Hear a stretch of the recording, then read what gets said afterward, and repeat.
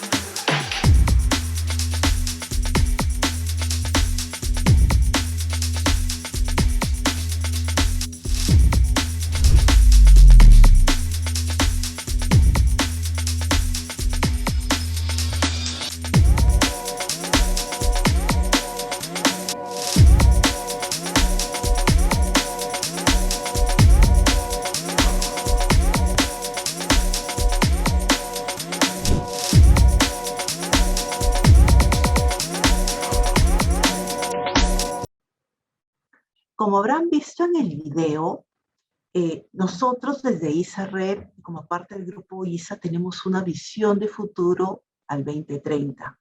Y nuestro rol en esa transición como transportadores de energía es responder a estas nuevas exigencias que nos trae estos cambios.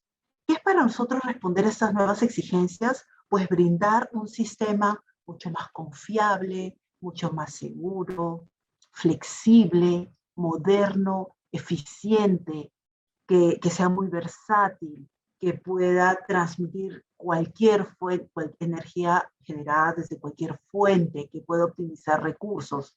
Ese es nuestro compromiso. Y para ello, nosotros tenemos una hoja de ruta donde nosotros sabemos a dónde queremos llegar al 2030. Tenemos varios caminos, unos definidos, otros por definir. Hay cosas que sabemos, otras que no, pero tenemos claro a dónde queremos llegar. Y sabemos también que cuando lleguemos tendremos que haber generado valor al accionista, evidentemente, pero por supuesto un impacto social ambiental. Nos hemos comprometido como Perú en reducir 5.8 millones de toneladas de CO2, que el planeta tanto lo necesita, siendo nosotros una empresa limpia, digamos, pero igual nos comprometimos con la reducción del planeta y la vigencia corporativa. A eso apostamos.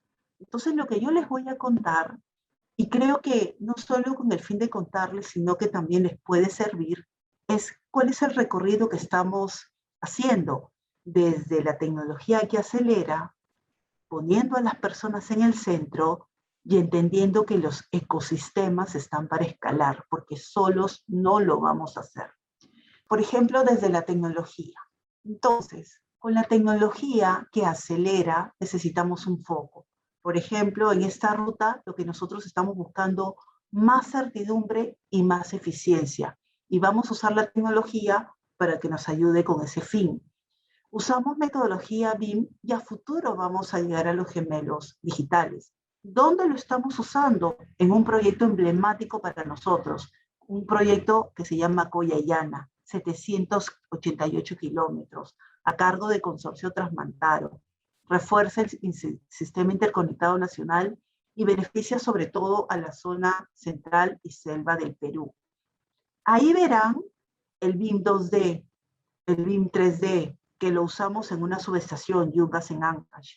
Pero nosotros vemos a futuro que vamos a usar el 4D, el 5D, el 6D, el 7D. Vamos a usar datos, vamos a hacer analítica, vamos a tener esos gemelos digitales. Pero miren que no es por tener tecnología, sino porque nos ayuda a tener ese propósito y por supuesto que la tecnología acelera.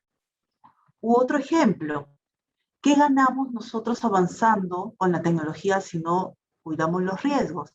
Entonces nosotros vemos en la ciberseguridad un factor tremendamente clave para alcanzar los objetivos. Entonces tiene que haber seguridad como oportunidad en este nuevo sistema que nosotros estamos ofreciendo. Ya tenemos un CyberSOC montado que monitorea el 48% de activos, que nos da análisis forense, que administra vulnerabilidades. En nuestra visión de futuro tenemos el CyberSOC de la IT y vamos a desarrollar la OT. Acá lo importante es que la tecnología acelera, pero tiene que tener un propósito y eso está en nuestra hoja de ruta y en nuestro objetivo final. Eso es desde el punto de vista de tecnología, que puede ser complejo y eso lo hacemos con la gente. Entonces, en esta transición energética, en esa transformación, hay una transformación organizacional total y tenemos que desarrollar nuevas capacidades. ¿Cómo está nuestra capacidad para innovar y para emprender? Para la transformación digital. ¿Cómo está nuestra adaptabilidad? Pero también es qué tan sensibles somos con el entorno ambiental y social, qué tan conectados estamos con lo que demanda nuestro planeta, cómo va la corresponsabilidad sin dejar de lado la excelencia operacional. Entonces tenemos que crear nuevas experiencias que desarrollen esas habilidades que se llamaban blandas. Por ejemplo, el liderazgo transformador en cada uno, no solo en tu gerente general, o cómo es que nosotros desarrollamos los proyectos. Y ahí tenemos experiencias de trabajar en misiones, donde agrupamos personas de distintas áreas y distintos niveles con un fin común y bastante retador. O la manera como aprendemos. Ya pasó el tiempo en que esperamos que nos enseñen. Nosotros tenemos que preocuparnos por estar actualizados. Y todo eso se desarrolla con experiencias para que la gente disfrute. O cómo desarrollamos nuevas competencias técnicas. Les cuento este programa bonito en que nosotros promovemos mucho el autoservicio, la autogestión, que cada quien desarrolle la capacidad digital referente. Ya tenemos una promoción de Start RPA Citizen Developers. Es gente de cualquier área que no es de tecnología, que ha adquirido habilidades para programar. Ellos hacen sus robots de software y ellos han contribuido a liberar 12.700 horas hombre para poder hacer otras cosas. O por ejemplo, del 100% de RPAs que tenemos, el 67% es por autoservicio. Miren entonces que trabajamos también con nuestra gente, no solo desde experiencias, sino también haciéndoles partícipe de las competencias técnicas que tienen que desarrollar. Y nuestro tercer frente que les contaba es ecosistemas, porque solos no lo hacemos. Esa transición energética, ese sistema robusto con el que vamos a contribuir, no lo podemos hacer solo con tecnología o con la gente que es el centro, sino ecosistema. Hoy nuestro ecosistema es así, pero nosotros imaginamos un ecosistema mucho más conectado, muchos hubs de energía, donde acá se integre mucho más el Estado, la regulación, las academias, los emprendedores y otros grupos más, ¿por qué no? Y acá les cuento 3 ejemplos de cómo desarrollamos y somos partícipes del ecosistema. Por ejemplo, estamos construyendo nuestro centro de entrenamiento con realidad mixta. ¿Por qué? Porque hay que, como les dije, hay que desarrollar nuevas capacidades, hay que entrenar diferente para estos nuevos retos que la transición energética significa para nosotros. Solos no pudiéramos hacerlo. Entonces, ya tenemos 4 escenarios para entrenar a nuestra gente con realidad virtual y eso lo hemos trabajado con el grupo Avatar de la Universidad Católica y con fondos de Innovate Perú. Y yo invito a que conozcan un poco más de estas opciones porque así podemos construir soluciones de avanzada de manera muy rápida y no solo desarrollarnos nosotros, sino en este caso la academia o el mismo Estado que aporta a esta transición energética. Un segundo ejemplo de ecosistema. Nosotros en esta transición también tenemos que pensar en nuevos modelos de negocio. ¿Por qué no podemos entregar infraestructura como servicio? Y nosotros ya hemos definido que vamos a poder entregar servicios de almacenamiento para el gobierno y servicios energéticos distribuidos para las industrias, para las empresas, para grandes consumidores. Y ya tenemos en concreto un piloto de BES con el grupo Intercorp en Piura y ya hemos hecho una propuesta de sistema solar para Chincha-Nazca. ¿Qué les quiero decir? Que nosotros también tenemos que evolucionar en nuestro negocio. Solos no lo vamos a hacer. Tenemos que trabajarlo con el ecosistema. Acá hay retos de nueva regulación, nuevas capacidades, nuevas leyes. El ecosistema se tiene que activar. Y finalmente, otro ejemplo de trabajo en ecosistema es aquello que nos compromete a reducir al planeta emisiones de CO2. Al inicio les dije que nosotros somos en general limpios, pero nosotros nos hemos comprometido con la reducción al planeta de 5.8 millones de toneladas de CO2. Entonces ahí, en alianza con Pantera y South Pole, nosotros tenemos un programa que se llama Conexión Jaguar. Nosotros con este programa Conexión Jaguar, que indica que donde hay un jaguar hay un ecosistema de vida, ya hemos podido reducir al planeta cerca de 3 millones de toneladas de CO2. Eso es un montón. Y entonces nosotros apostamos al 2030 por más programas de Conexión Jaguar o similares. Acá que necesitamos otros South Pole, otros Pantera, otra regulación, otras miradas, mucha imaginación, mucha ideación, porque acá tenemos que inventar mucho para poder contribuir con esta reducción al planeta y por qué no más. Entonces, habiéndoles contado esto, mirando nuestra ruta, por qué apostamos por la transición energética, Así nosotros nos comprometemos con los objetivos de desarrollo sostenible. Y esto es el transporte energía plus, la manera como nosotros apostamos por la transición energética. Porque si descubrimos que en cada uno de nosotros está el cambio que deseamos para el mundo, hay conexión. ISA, conexiones que inspiran. Muchas gracias. Muchas gracias, Silvia. Muy importante y sumamente interesante todo lo que nos has comentado en tu exposición.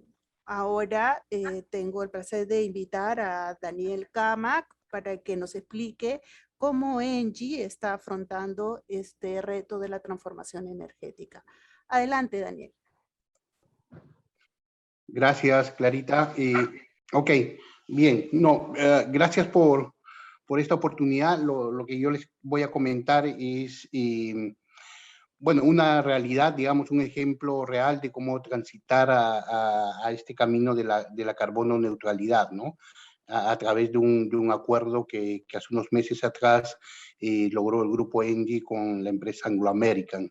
Entonces, esto es en realidad el primer contrato de suministro, o como tradicionalmente le llamamos, un PPA verde, ¿no? Que de manera privada se firma en el Perú. Y que está asociado obviamente al desarrollo de una nueva generación renovable no convencional, que en este caso es una planta eólica en la zona de Ica. A comentarles también que Engie es un actor global, ¿no? de energía, ¿no? Que opera fundamentalmente en la energía eléctrica y en los servicios de gas natural. No obstante, Engie hace ya varios años que ha adoptado este compromiso de transitar a la carbono neutralidad y es digamos, un paso que hemos iniciado en Europa y ahora también a nivel de nuestras operaciones en Latinoamérica estamos descarbonizando nuestras operaciones. En Perú hemos cerrado una planta que utilizaba combustible líquido fósil hace unos años atrás, ¿no? La planta de Hilo 1. Hemos anunciado el cierre también de la única carbonera que se utiliza en Perú, que también está en la zona de Hilo hacia finales del 2022, y todos los nuevos desarrollos que Engie tiene previsto localmente están basados fundamentalmente en el desarrollo de energías renovables, ¿no? Y esto tiene que ver mucho, obviamente, con lo que está pasando en el mundo y con lo que han ido mencionando Clarita y Silvia, sin duda, en términos al impacto que está generando la acción de los seres humanos sobre el clima, ¿no? Y hay aspectos irreversibles, en realidad, como es el incremento del nivel del mar, pero sin duda creemos que si se adoptan todas las medidas y las acciones en 20 o 30 años podemos estabilizar este cambio climático y el aumento de temperatura, ¿no? Y el Perú obviamente ha adoptado también estos compromisos a nivel de la COP, ¿no? Para reducirlas 40% al nivel al año 2030 y entre otras cosas también poder llegar a la carbono neutralidad, ojalá antes del 2050, ¿no? En este gráfico, que es en realidad un reporte del Inventario Nacional de los Gases de Efecto Invernadero publicado por el Ministerio del Ambiente, en realidad podemos ver que, si bien es cierto, gran parte de las emisiones están dadas por las actividades en el sector de agricultura, silvicultura y otros usos en la tierra, no podemos perder de vista que el transporte, la energía y en la minería se producen cerca del 25% de las emisiones totales, ¿no? Entonces, cualquier acción que podamos tomar en términos de energía y minería, ¿no? En este conjunto de ambos sectores, sin duda va a permitir también no solamente el que las propias compañías que están involucradas puedan reducir su huella de carbono, sino que también van a aportar a que el país pueda alcanzar sus compromisos, ¿no? Y es en este contexto que, por un lado, las compañías mineras obviamente con esta creciente presión para transparentar su camino a la descarbonización, ya se han publicado, digamos, objetivos de cómo transitar a este camino de la carbono neutralidad, ¿no? Con objetivos de poder llegar o antes o hacia el 2050 a este nivel. Empresas mineras globales han publicado esta transición o el camino que van a seguir, y como pueden ver ustedes en este gráfico, la mayor parte de las empresas tienen, digamos, un nivel de reducciones de emisiones importantes al 2030, ¿no? Que justamente consiste en cómo transformar sus contratos de suministro, que es el caso que estamos hablando, y después de 2030 con una transición muy acelerada, que tiene que ver con el uso del hidrógeno verde, entre otras cosas, en las propias operaciones mineras, que seguramente Gael lo va a comentar con más detalle, ¿no? Entonces, es por esta razón que en este gráfico nosotros mostramos un poco casi de manera conceptual cómo el nivel de emisiones que hoy día tienen las actividades productivas, ¿no? Y entre ellos, obviamente, el sector de minería, si es que las actividades que desarrollan siguen manteniendo el estatus actual o el business as usual, sin duda lo que se va a hacer es incrementar a futuro ese nivel de emisiones y lógicamente ir en contra con todas estas tendencias que hemos venido, tendencias y objetivos que hemos venido mencionando que deben ser alcanzados hacia los próximos años, ¿no? Entonces están identificados estas 4 alcances en los cuales se pueden tomar acciones para llegar justamente hacia el 2040 o 2050 a tener una operación carbono neutral, ¿no? Como ustedes ven, el primer enfoque está asociado a mejorar la productividad, eficiencia energética, que es algo de lo que mucho se habla, donde hay mucha innovación y donde son las propias compañías mineras que están obviamente desarrollando una serie de proyectos para reducir las emisiones que están asociadas a las ineficiencias operacionales, ¿no? Pero el segundo componente muy importante que les va a permitir a las empresas mineras reducir emisiones es justamente el tener un contrato de suministro de energía basado en energía, en la producción de energías renovables, ¿no? El famoso PPA verde, que es el que nuevamente ha firmado ENGIE con Anglo American. Entonces, con esto se reducen todas las emisiones de CO2 asociadas a la generación, digamos, de energía eléctrica. Y el tercer componente es el reemplazo de los combustibles fósiles en estas operaciones que justamente, especialmente en el segmento de transporte. Entonces, y ahí es donde juega un papel importante nuevamente el hidrógeno para reducir las emisiones al uso en el transporte y acarreo de los minerales, ¿no? Y finalmente están la compra de bonos de carbono para aquellas emisiones de CO2 que no son abatibles, ¿no?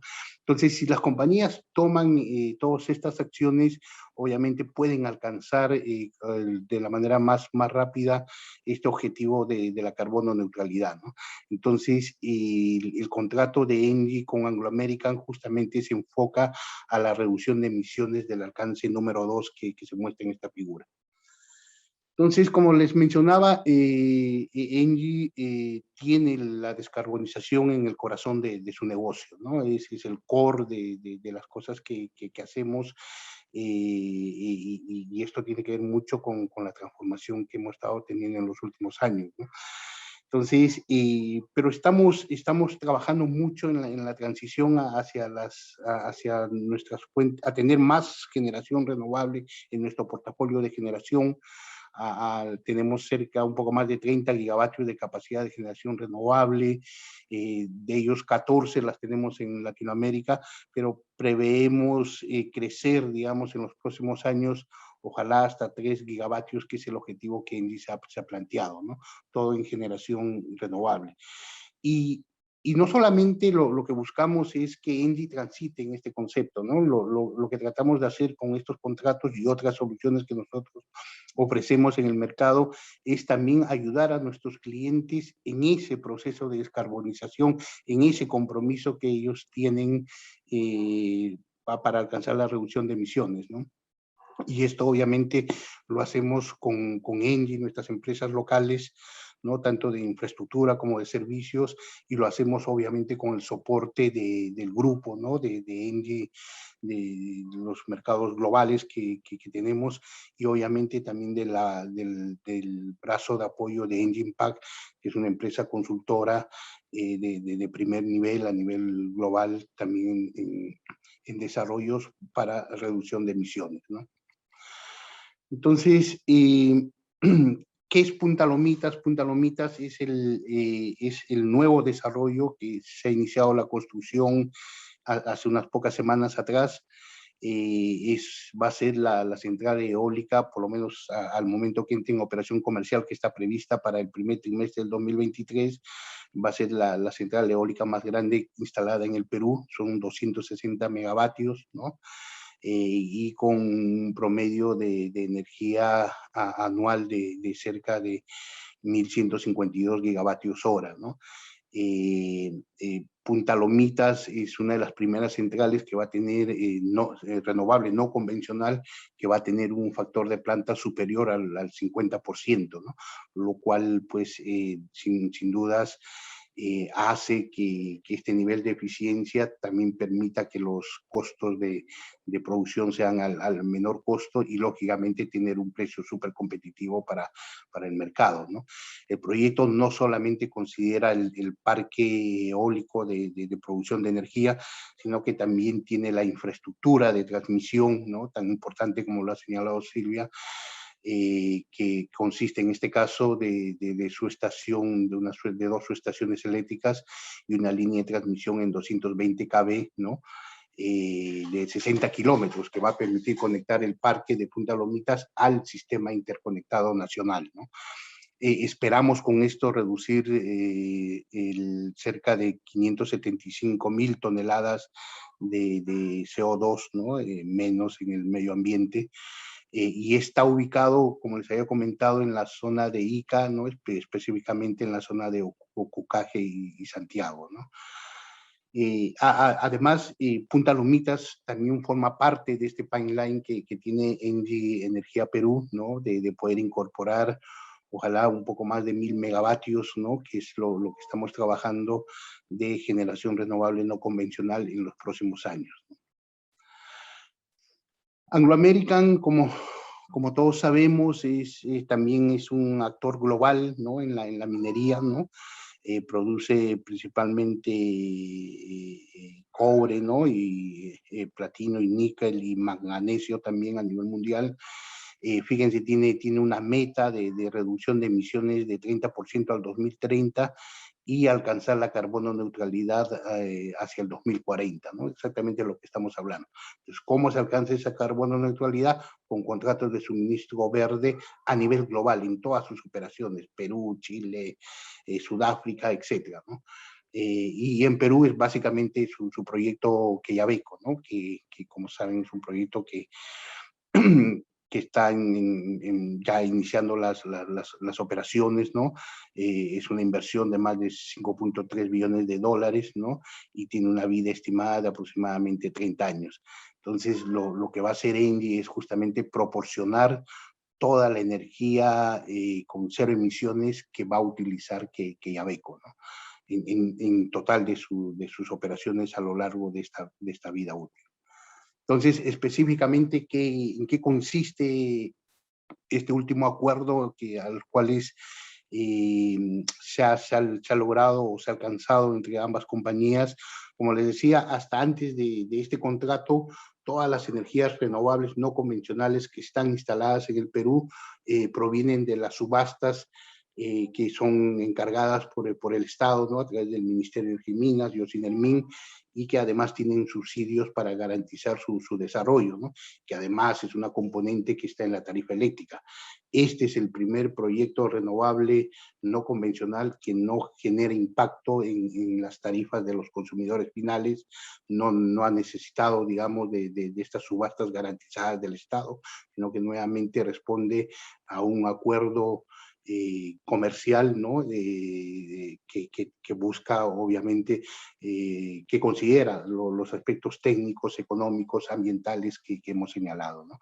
Entonces, hemos transformado los contratos que ENGIE tenía inicialmente, que había sido adjudicado en los años anteriores con Anglo American, y lo que hemos hecho es transformar todos esos contratos a lo que hoy conocemos los PPAs verdes, ¿no? Entonces, en total tenemos 225 megavatios, ¿no?, que están suscritos con Anglo American, que va a cubrir todas las necesidades energéticas de sus operaciones. ¿Y cuál es el concepto, no? Porque en realidad no es que nosotros instalamos una planta renovable al costado de las operaciones de Anglo American. Como ustedes, como les he comentado, la planta está ubicada en Ica, pero las operaciones de Anglo American están en Moquegua. Entonces, aquí es donde funciona el concepto de los PPAs virtuales, ¿no? Y para que los PPAs virtuales funcionen, se necesita una red de transmisión. Entonces, esta es la importancia de cómo las redes de transmisión contribuyen a descarbonizar también las operaciones o las necesidades energéticas en el país, ¿no? Pues justamente estas redes son las que permiten que los generadores puedan suscribir contratos de suministro verde, ¿no?, con operaciones o clientes que están dispersos a lo largo del país, ¿no? Y la producción puede estar también dispersa en otras partes que no necesariamente sea la ubicación específica de la operación minera en este caso, ¿no? Entonces, ENGIE lo que va a hacer es producir con esta nueva planta eólica y con las otras plantas existentes hidroeléctricas que tiene, la planta de Yuncán y Quitaraxa, que son dos hidroeléctricas que están en operación. Toda esa producción sumada a la de Punta Lomitas debe ser igual o superior al consumo energético que va a tener Anglo American. Entonces, lo que el contrato prevé, además de tener todas las condiciones estándares de los aspectos comerciales, financieros, legales, etcétera, ahora tiene estas cláusulas del tipo ambiental, que son otorgar estas garantías de origen, ¿no?, de generación renovable. Entonces, son los famosos AIRE, que lo proporciona, que son certificaciones en general a nivel mundial de carácter internacional, que verifican que efectivamente en estas tres plantas se haya producido de forma anual la cantidad de energía que Anglo American va a retirar del sistema interconectado. Entonces, esos certificados ENGIE tiene que entregar al final de cada año a Anglo American, para que Anglo American demuestre justamente que ha reducido las emisiones de ese alcance número 2 que habíamos mencionado al inicio, ¿no? Entonces, ese es de forma, digamos, resumida, el acuerdo principal que tiene Anglo American con ENGIE, ¿no? Entonces, en consecuencia, podría resumir que Punta Lomitas en realidad es la primera planta renovable que no requiere subsidios de los consumidores del país, especialmente los consumidores residenciales, ¿no? No requiere de subastas especiales del Estado, ha sido, digamos, un acuerdo netamente privado, ¿no? Y sobre todo que tiene el precio más competitivo de todas las energías renovables no convencionales que están instaladas en el Perú, ¿ya? Entonces, eso creo que es otro elemento importante, ¿no? Y eso también obedece justamente al nivel del factor de planta y a la ubicación donde está Punta Lomitas, ¿no? Entonces, eso es en esencia lo que les quería mostrar y les agradezco mucho su atención. Muchas gracias, Daniel. Excelente exposición. Y ahora le toca el turno a Gael, que nos va a explicar sobre el hidrógeno verde, lo que hace H2 Perú. Adelante, Gael. Muchas gracias, Clara, y mucho gusto estar con ustedes.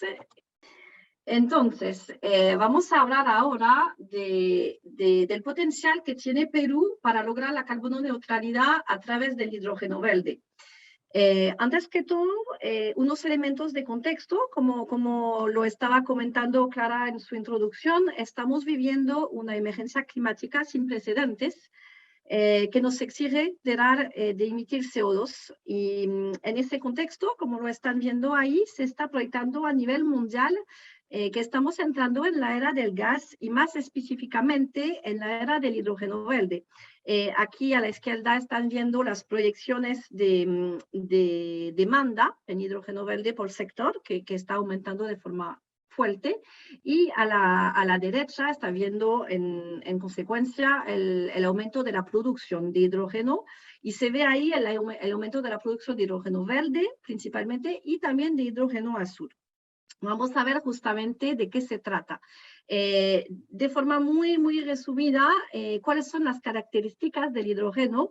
Bueno, primero es el elemento más abundante en la Tierra, es el gas más ligero, no es tóxico, tiene una densidad energética muy alta, es almacenable, transportable y exportable, lo que hace que es una solución muy interesante para resolver el problema de intermitencia de las energías renovables. Muy importante, no emite CO2 al usarlo. Y también se habla, y seguramente lo has escuchado, no es solamente hidrógeno verde y hidrógeno azul, hay otros colores del hidrógeno. Entonces, esos colores son etiquetas, ¿no?, que se ponen al hidrógeno según su forma de producción. Las tres principales son hidrógeno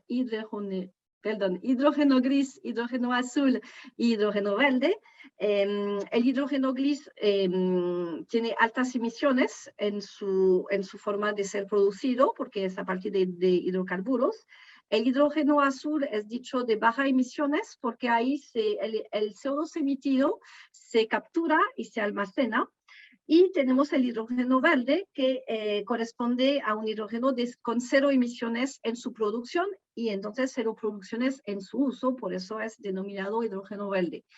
Abajo están viendo de forma muy simplificada la cadena de valor del hidrógeno verde.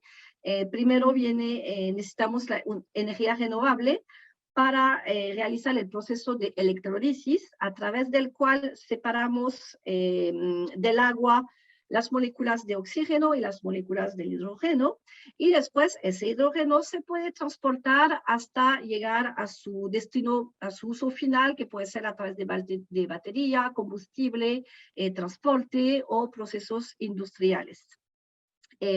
Ahí estoy mostrando un mapa de los proyectos y pilotos de hidrógeno verde que existen hoy en el mundo, para que se den cuenta que, si bien estamos hablando de una masificación del hidrógeno verde en 2030 a 2040 hasta 2050, se ve un poco lejos, pero en final es hoy que se está empezando el desarrollo del hidrógeno verde, y como pueden ver es una realidad en muchos países. Vemos que en Europa, en Australia, Japón, China, pero algunos países de África, en Estados Unidos y también en la región América Latina, estamos viendo que ya existen muchos proyectos o pilotos de hidrógeno verde. Eso principalmente en procesos industriales de refinería o de producción de amoníaco, por ejemplo, pero también en transporte, y mencionó ahí los trenes, que en Europa ya existen trenes a hidrógeno verde que nos pueden interesar para Perú, que tiene proyectos, ¿no?, de trenes. ¿Qué pasa en América Latina? Como están viendo, en muchos países están lanzándose en la carrera del hidrógeno verde, y sobre todo hay países que ya tienen, o sea, una estrategia o que están desarrollando una hoja de ruta. Estamos viendo, por ejemplo, que Bolivia, Panamá, Trinidad y Tobago, Costa Rica, Paraguay, Brasil, Chile, Colombia, Uruguay, tienen un estado que ha priorizado el hidrógeno verde y que ha desarrollado justamente estrategia o hoja de rutas en hidrógeno verde. Ahora, ¿cuál es el potencial entonces del hidrógeno verde en Perú? Primero, hay que saber que Perú es un país precursor en cuanto a hidrógeno verde. Industrias Cachimayo, que está en Cusco, que es un filial del grupo ENAEX, está funcionando desde 1965 a partir de hidrógeno producido con electrólisis para su producción de amoníaco, lo que hace que está dentro de las dos plantas más antiguas de hidrógeno verde que siguen actualmente en operación, la otra siendo en Zimbabue. Hoy en día ese hidrógeno ya viene, como la energía que se usa ya viene del sistema interconectado, pero durante muchos años ha sido producido hidrógeno verde a partir de energía que venía de la central hidroeléctrica cercana. Así que Perú ha sido precursor, y hoy vamos a ver que tiene la posibilidad de convertirse en un líder de esa energía del futuro. Para eso, la Asociación H2 Perú, que les voy a presentar un poco más tarde, ha solicitado a Engie Impact un estudio para conocer un poco el potencial del país. Es un primer estudio, un diagnóstico, y lo que estamos viendo es que las regiones norte y sur son las dos principales potenciales centros de producción de hidrógeno verde por sus recursos renovables. Como lo saben, el sur tiene un alto potencial solar y el norte tiene un alto potencial eólico. En el centro tampoco existe un potencial eólico importante. Y también en esas regiones tenemos precios de electricidad bajo que nos interesa para obtener un costo nivelado del hidrógeno competitivo. Al mismo tiempo, esas regiones tienen un potencial de consumo de hidrógeno verde y principalmente el centro y el sur del país. Y eso por su huella energética y también por su actividad industrial. Por ejemplo, sabemos que en el sur hay una presencia de mineras o de procesos industriales muy fuerte y que podrían ser dentro de los primeros a querer usar el hidrógeno verde. Entonces, ahí entre centros de producción y centros de consumo estamos identificando 3 zonas donde se podría desarrollar 3 hubs de hidrógeno verde en el país. Y estoy llegando ahí a la información más importante del estudio, que es el potencial de competitividad del país en los años 2030, 2040 y 2050. Y estamos viendo que en algunas zonas el potencial de competitividad es muy alto. Ahí se calcula el ECOH, que es por sus siglos en inglés, que es el costo nivelado del hidrógeno, y en algunas regiones estamos llegando cerca del dólar a 2050, y eso integrando ahí el precio del transporte. En algunos países se está comunicando precios sin integrar ese precio, que es parte del costo, y ahí estamos integrando en ese estudio el precio del transporte. Así que con esos costos estamos entrando a nivel muy competitivo a nivel mundial.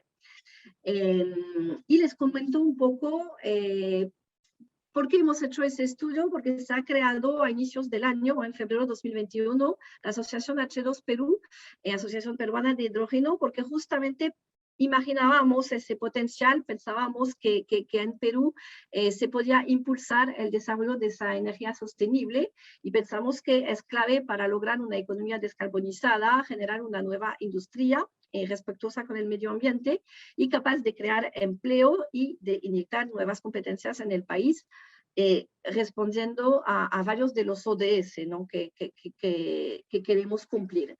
¿Quiénes somos? Bueno, en la asociación ahora, que existe desde unos meses, tenemos a 18 socios corporativos.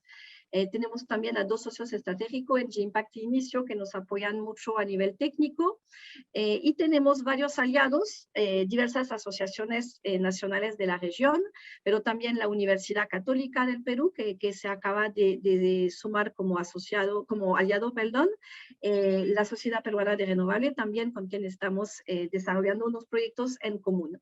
Y ¿cuál es la visión que tenemos como asociación para el país? Es una visión a largo plazo, donde pensamos que las energías renovables baratas pueden impulsar la competitividad del hidrógeno verde como un vector energético limpio y flexible. Pensamos que existe realmente un mercado interno que se puede abastecer con hidrógeno verde, que sea la minería o otras industrias como cementera o aceras, y también transporte de carga pesada. Pero a más largo plazo pensamos que Perú tiene el potencial de exportar hidrógeno verde hacia países donde no existe el mismo potencial de renovable que nosotros tenemos. Estamos pensándolo a largo plazo porque la exportación requiere cierta infraestructura que hoy no existe, pero que a lo largo de los años con planificación se puede desarrollar en el país.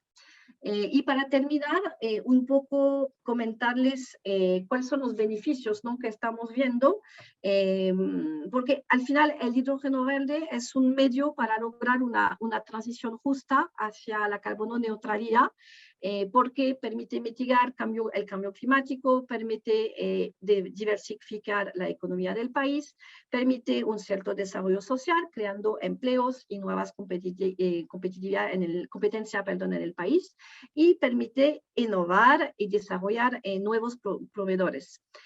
¿Cuáles son nuestras recomendaciones? Bueno, la asociación ha trabajado a través del estudio un position paper, donde estamos definiendo un poco esas recomendaciones que les invito a ver en nuestra página web, donde las van a encontrar en detalle. Pero obviamente recomendamos definir una estrategia nacional y políticas públicas para promover el hidrógeno verde en el país. Y esas políticas públicas necesitan estar basadas en diferentes estudios, ¿no? que se tienen que hacer, porque el diagnóstico que hemos hecho queda al nivel de diagnóstico, pero se necesita profundizar, hacer estudio de regulación, buscar casos de negocio, hacer un estudio ambiental del impacto que tendría en agua y de qué agua podríamos usar, que sea agua residual o agua desalinizada. Y obviamente necesitaríamos un estudio socioeconómico, sobre todo en los 3 potenciales hubs que se han identificado. Y eso nos permitiría establecer un marco regulatorio que sea para los incentivos económicos o un marco regulatorio técnico. También necesitamos definir otros mecanismos de promoción para implementar pilotos o alianzas público-privadas. Eso es un poco las recomendaciones que tenemos y hoy en día estamos elaborando una propuesta de hoja de ruta para el país, el nivel de hidrógeno verde, que queremos trabajar en colaboración con las autoridades del país y ya estamos en contacto con el Ministerio del Ambiente, con el Ministerio de Energía y Minas para ello. El objetivo es hacer del hidrógeno verde una pieza clave del desarrollo de una economía sostenible para el país. Les invito entonces a visitar nuestra página web, donde van a poder conocer en detalle ese estudio que hicimos y el position paper que hemos publicado. Muchas gracias por su atención. Muchas gracias, Gael. Una exposición muy interesante sobre el hidrógeno verde y sus posibilidades y en qué momento estamos hoy en día. Como conclusión de este bloque tan rico, tan lleno de información, yo soy una persona de tecnología, he vivido toda mi vida cerca de la tecnología y hoy en día todos los seres humanos estamos haciendo uso de ella para trabajar, para comunicarnos, dadas las circunstancias en las que estamos viviendo. Y debemos usar este acceso a la información y a la tecnología para darnos cuenta y transmitir el mensaje de que somos todos nosotros, todos y cada uno de nosotros, desde los más pequeños hasta los más grandes, los adultos de la tercera edad, sin importar la generación a la que pertenezcamos, sin importar el ámbito donde nos estamos desarrollando hoy en día, qué actividades hacemos, si estamos en casa, si estamos trabajando, si estamos estudiando. Somos la generación llamada a ser la fuerza de que hoy salve a nuestro querido planeta azul. Y no de extraterrestres, lo tenemos que salvar de nosotros mismos y del daño que hemos generado al planeta. Si queremos dejar espacio y sobrevivencia para las generaciones siguientes, generaciones futuras, somos nosotros hoy quienes estamos encargados de esta misión y es una misión trascendental, la más importante de nuestra vida. Todos y cada uno de nosotros debemos trabajar juntos para poder lograr el cambio climático, para poder lograr el implementar este tipo de energías y no debemos exceptuarnos, debemos ser responsables y debemos estar aquí porque debemos lograr de que este planeta azul se vuelva cada día más verde.